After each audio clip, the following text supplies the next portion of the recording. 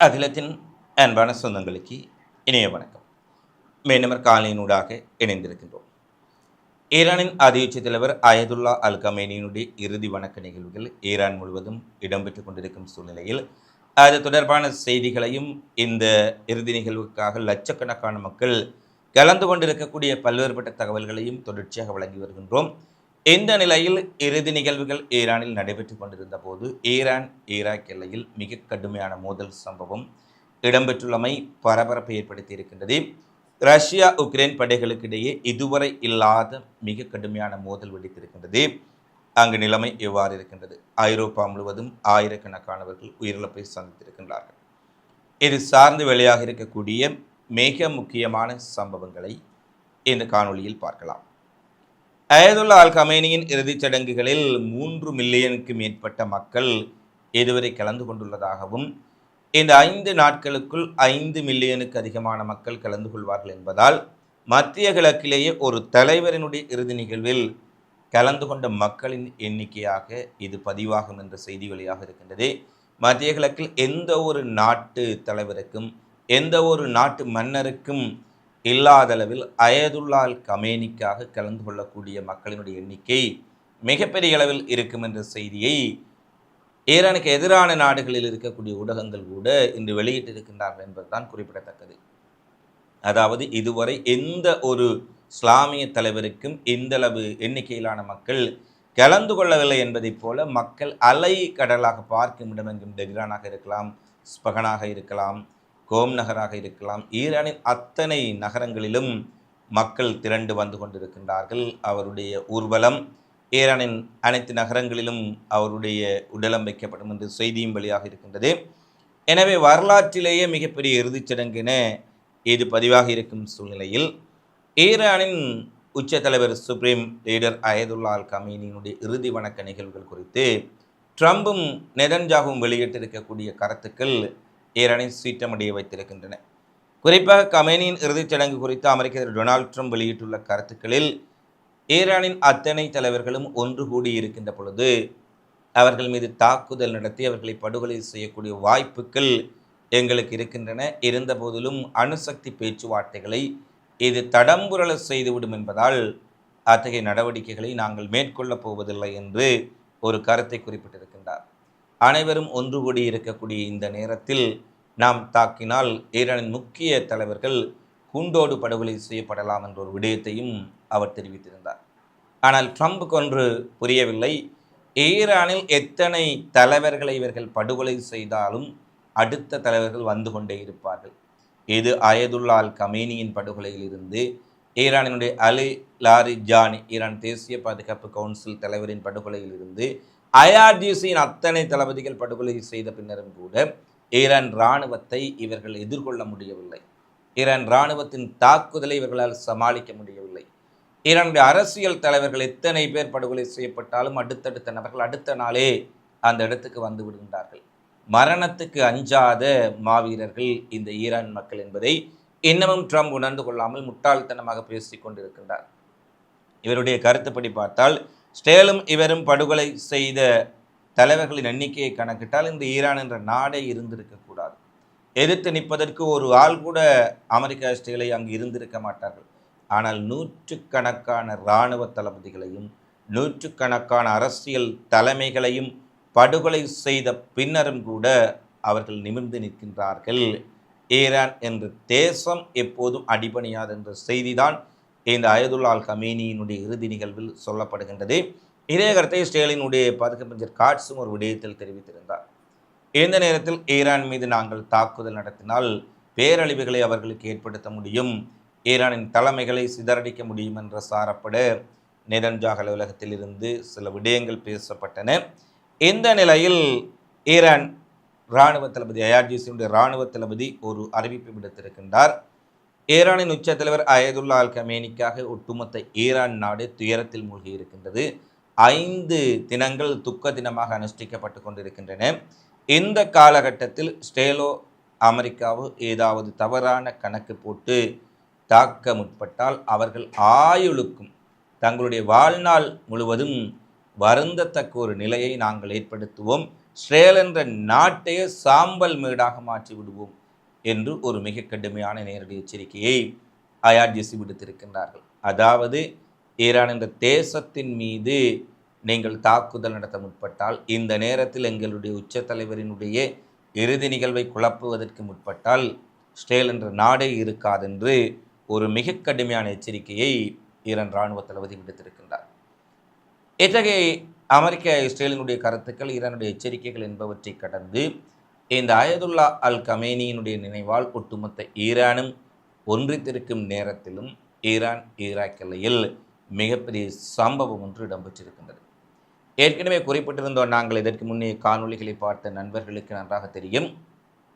ஈரானில் மட்டுமல்ல, ஈராக்கில் இருக்கக்கூடிய கர்பாலா, நஜாப் போன்ற பல்வேறுபட்ட நகரங்களிலும் ஈரான் தலைவரினுடைய ஊர்வலம் இடம்பெறப் போகின்றது, உடலம் கொண்டு செல்லப்பட போகின்றது. ஈராக்கிலும் லட்சக்கணக்கான மக்கள் கமேனிக்காக தங்கள் அஞ்சலி செலுத்த வந்து கொண்டிருக்கின்றார்கள். ஈராக் முழுவதுமே துக்கம் மூழ்கி இருக்கின்றது என்ற செய்தி வெளியிட்டிருந்தோம்.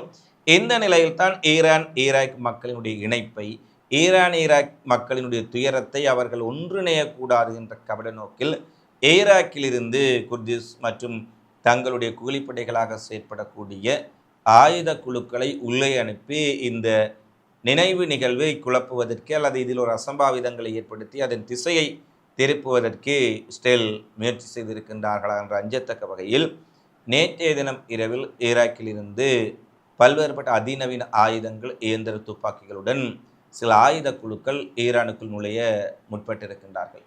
ஏனெனில் ஈரான் எல்லை தரை வழியாக 2 நாடுகளுக்கும் எல்லை காணப்படுவதால் ஈராக்கிலிருந்து ஈரானுக்குள் நுழைய முற்பட்ட கூலிப்படைகளுக்கும் ஆயுத குழுக்களுக்கும் ஈரானினுடைய புரட்சிகர காவலர் படை ஐஆர்ஜிசிக்கும் இடையில் மிக கடுமையான மோதல், ஏறக்குறைய 1.5 மணி நேரம் 90 நிமிடங்கள் மிக கடுமையான துப்பாக்கி சண்டை நடைபெற்றிருப்பதாக ஊடகங்கள் தெரிவிக்கின்றன.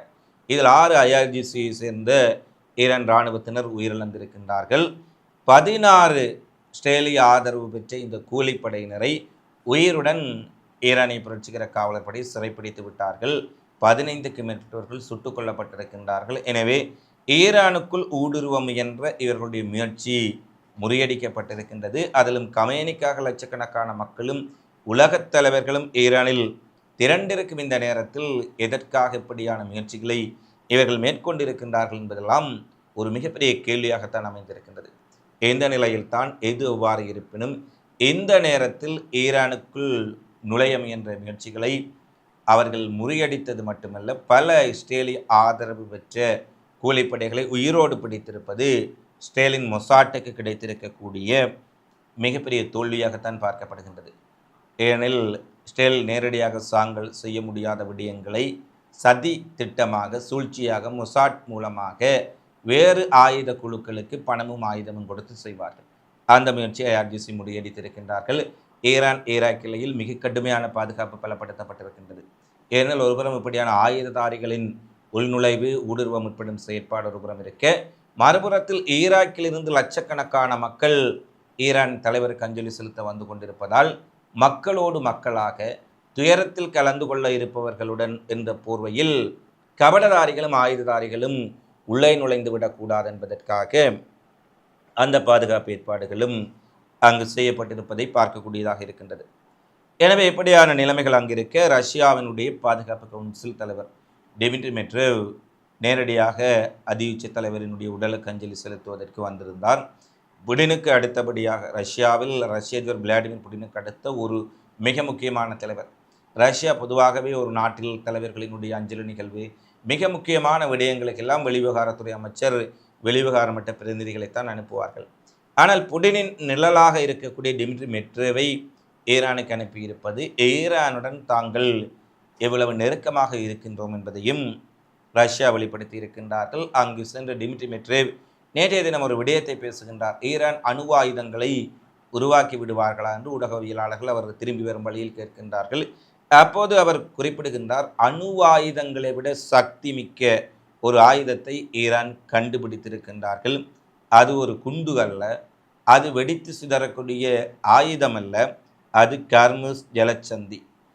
இந்த ஆயுதத்தை ஈரான் களமிறக்கி உலகத்தை திணறடித்து விட்டார்கள். இது அணு ஆயுதத்திற்கு ஒப்பான ஒரு மிகப்பெரிய ஆயுதம். இந்த ஆயுதத்தை ஈரானிடமிருந்து யாருமே கைப்பற்ற முடியாது என்ற ஒரு விடயத்தையும் நேற்று ஊடகங்களுக்கு தெரிவித்திருக்கின்றார். அடுத்து ரஷ்யா உக்ரைன் போர்முனை மிக கடுமையான ஒரு சண்டைக்களமாக மாறியிருக்கின்றது. நேற்றைய தினம் கிழக்கு உக்ரைனின் முக்கிய தொழில் நகரமான கொஸ்தியான்டிக்வா என்று சொல்லக்கூடிய மிக முக்கியமான இண்டஸ்ட்ரியல் சிட்டி, உக்ரைனினுடைய மிகப்பெரிய ட்ரோன் தொழிற்சாலைகள், கைத்தொழில் நகரங்கள், தொழில் பேட்டைகள் அமைந்திருக்கக்கூடிய இந்த கைத்தொழில் நகரத்தை ரஷ்ய படைகள் முழுமையாக கைப்பற்றி விட்டதாக ரஷ்ய இராணுவத்தினுடைய தலைமை தளபதி வால்ரி ரெஷிமோவ் புடினுடன் அதிகாரப்பூர்வமாக தெரிவித்தார். இதை புடின் ஒரு உத்திசார் வெற்றி என்றும் இந்த போரில் ரஷ்யாவின் கை ஓங்கி இருப்பதற்கான ஒரு ஆதாரம் என்றும் மிக தெளிவான ஒரு செய்தியை அவர் குறிப்பிட்டிருந்தார். எனவே உக்ரைனுக்கு இது ஒரு மிகப்பெரிய பின்னடைவு என்று கூறப்பட்ட சூழ்நிலையில் இன்றைய தினம் டான்பஸ் பகுதி முழுவதும் மிக கடுமையான சண்டை கிழக்கு உக்ரைனில் நடைபெற்று வருவதாகவும் ரஷ்ய படைகளும் உக்ரைன் படைகளும் நேருக்கு நேர் மிக குறுகிய தூரத்திலிருந்து மோதிக்கொண்டிருக்கின்றார்கள் என்ற செய்தி வழியாக இருக்கின்றது. இரண்டு பக்கத்திலும் துப்பாக்கி சண்டை, பீரங்கி தாக்குதல், ஆர்ட்லரி செல்வீச்சுக்கள், ட்ரோன் தாக்குதல் என இரண்டு தரப்பிலுமே நூற்றுக்கணக்கானவர்கள் உயிரிழந்து விட்டார்கள். ரஷ்ய படைகளில் இதுவரை 150க்கும் மேற்பட்டவர்கள் கொல்லப்பட்டதாக கூறப்படுகின்றது. ஆனால் ரஷ்யா உக்ரைன் படைகளில் 1000க்கும் மேற்பட்டவர்கள் இந்த 24 மணி நேரம் டான்பாஸில் இடம்பெறும் மிக கடுமையான சண்டையில் கொல்லப்பட்டிருக்கின்றார்கள் என்ற செய்தியை கூறுகின்றார்கள். ஏதேப்படி இருப்பினும் இரண்டு தரப்பிலும் 1000க்கும் மேற்பட்டவர்கள் கொல்லப்பட்டு விட்டார்கள். மிக கடுமையான சண்டை, இதுவரை இல்லாத ஒரு சேதம் ஏற்பட்டிருக்கும் சூழ்நிலையில் ரஷ்ய உக்ரைன் போர்முனை மிகவும் ஒரு சிக்கலான போர்முனையாக தற்போது மாறியிருக்கின்றது. அடுத்து பாகிஸ்தானில் இராணுவ முகாம் மீது நடத்தப்பட்ட தாக்குதலில் 28 பாகிஸ்தான் படையினர் நேற்று முன்தினம் கொல்லப்பட்டார்கள். இன்றைய தினம் அவ்வாறு கொல்லப்பட்ட பாகிஸ்தான் படை வீரர்கள் கொல்லப்பட்ட இடத்திலே அங்கிருக்கக்கூடிய ஆயுத குழுக்களை தேடி பாகிஸ்தான் இராணுவம் ஒரு தேடுதல் வீட்டை மேற்கொள்கின்றார்கள். அப்போது திடீரென மறைந்திருந்த ஆயுத குழுக்கள் பாகிஸ்தான் இராணுவத்தினர் மீது நடத்திய தாக்குதலில் 10 பாகிஸ்தான் இராணுவத்தினர் மீண்டும் கொல்லப்பட்டு விட்டார்கள். அதாவது 3 தினங்களுக்குள் ஏறக்குறைய 40 பாகிஸ்தான் இராணுவத்தினரை ஆயுத குழுக்கள் கொலை செய்திருக்கின்றார்கள். பாகிஸ்தானின் பலுசிஸ்தானில் குவாதர் மாவட்டத்தில் கடலோர காவல்படை முகாமை சுற்றி இந்த தாக்குதல் நடத்தப்பட்டிருக்கின்றது. முதலில் வெடிகுண்டுகள் நிரப்பப்பட்ட வாகனம் ஒன்று அந்த முகாம் மீது வெடித்து சிதற வைக்கப்பட்டது. அதாவது ஒரு தற்கொலை படை தாக்குதல். எனவே அந்த இடத்தில் பாகிஸ்தான் படைகள் மீண்டும் அதிகளவான படைகளை அனுப்பி மிகப்பெரிய அளவில் தேடுதல் மேற்கொள்ளும் சூழ்நிலையில் பலூச் விடுதலை படை என்று சொல்லக்கூடிய ஒரு அமைப்பு இந்த தாக்குதலுக்கு பொறுப்பேற்றிருக்கின்றார்கள். இந்த இடத்தில் மிக கடுமையான தேடுதல் நடவடிக்கை மேற்கொள்ளப்பட்டிருப்பதுடன் பாகிஸ்தான் இராணுவம் அதிக அளவான படைகளை களமிறக்கி இருப்பதால் பலூச் மற்றும் பலுசிஸ்தான் பிரதேசங்கள் மிகப்பெரிய பதற்றம் நிறைந்த பகுதிகளாக மாறியிருக்கின்றது. இன்றைய தினம் உலக சுகாதார ஸ்தாபனம் அடுத்த ஒரு அதிர்ச்சியான அறிவிப்பை வெளியிட்டிருக்கின்றார்கள். ஜூன் மாத இறுதியில் ஐரோப்பாவை தாக்கிய கடுமையான வெப்பநிலை காரணமாக பிரான்ஸ், பெல்ஜியம் மற்றும் நெதர்லாந்து ஆகிய நாடுகளில் 3700க்கும் மேற்பட்டவர்கள் உயிரிழந்திருப்பதாகவும் அதீத வெப்பநிலைக்கு காலநிலை மாற்றமே காரணம் என்று ஒரு அதிர்ச்சியான செய்தியை வெளியிட்டிருக்கின்றார்கள். அதிக அளவில் 1480 பேர் பிரான்சில் மட்டும் இந்த வெப்பநிலை காரணமாக உயிரிழந்திருக்கின்றார்கள் என்ற செய்தி வெளியாக இருக்கின்றது. மத்திய கிழக்கு ஆப்பிரிக்க நாடான காங்கோவில் எபோலா வைரஸ் தொற்றினால் உயிரிழந்தவர்களின் எண்ணிக்கை 500 எட்டி இருக்கின்றது. 1600 பேர் இந்த எபோலா வைரஸ் தொற்றினால் பாதிக்கப்பட்டிருக்கின்றார்கள். உலகிலேயே மிக கொடிய வைரஸ் நோய்களில் ஒன்றாக கருதப்படும் எபோலா கங்கா மட்டுமின்றி உகாண்டா, லைபீரியா மற்றும் பிற ஆப்பிரிக்க நாடுகளிலும் பரவி பெரும் அச்சுறுத்தலை ஏற்படுத்தி வருவதால் மக்கள் மிகுந்த விழிப்புடன் இருக்க வேண்டும், சுகாதார நடவடிக்கைகளை கைக்கொள்ள வேண்டும். யாருக்காவது தொற்று அபாயம் ஏற்பட்டால் உடனடியாக வைத்தியரை நாட வேண்டும் என்ற அறிவிப்புகளை ஆப்பிரிக்க சுகாதார கட்டுப்பாட்டு மையமும் விடுத்திருக்கின்றார்கள். இவைதான் தற்போது வெளியான மிக முக்கியமான செய்திகளாக நிகழ்வுகளாக பதிவாக இருக்கின்றன. தொடர்ச்சியாக உலகெங்கில் நடைபெறும் செய்திகளை உடனுக்குடன் அறிந்து கொள்ள அகிலத்தை சப்ஸ்கிரைப் செய்து கொள்ளுங்கள். இந்த காலைப்பதி தொடர்பிலான உங்களது மதிப்பான கருத்துக்களை தவறாமல் கமெண்ட்ஸில் பதிவிடுங்கள். மீண்டும் இன்னும் ஒரு காணொளியில் சந்திப்போம். நன்றி, வணக்கம்.